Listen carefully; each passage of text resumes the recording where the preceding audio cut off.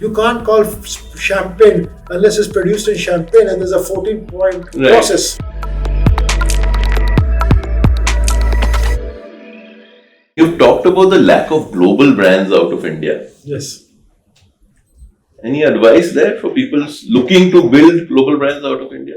So building global brands out of any emerging market is a tough business because most of them come from the developed world, right?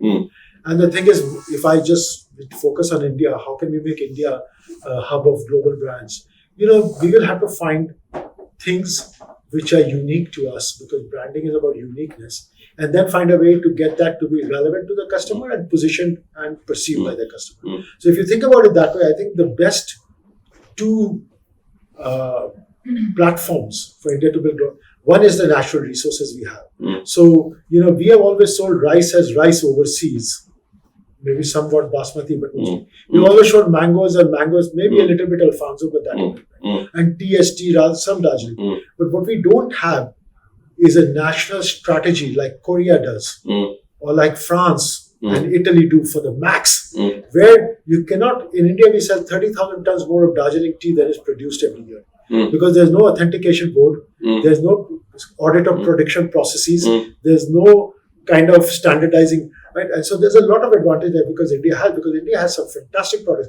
I can think of Tushar silk, I can think of Joypur jewelry, I can think of Cool cardamom, I can think of Alfonso mangoes, and there's another 200 kinds of mangoes, and the tea from the Nilgiris versus the tea from Darjeeling versus Assam, right?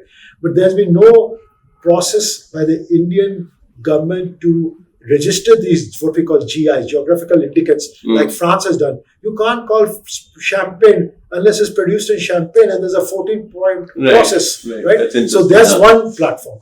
The second platform is the cultural resources of India. So the only thing that sells a lot about India from the natural resources overseas has become a big hit now is Himalayan pink salt. But it's mostly done by companies overseas that buy the food here. So we are still getting the commodity prices because there's no auditing, there's no this thing and everything to kind of make sure that some of that profit is captured at the source.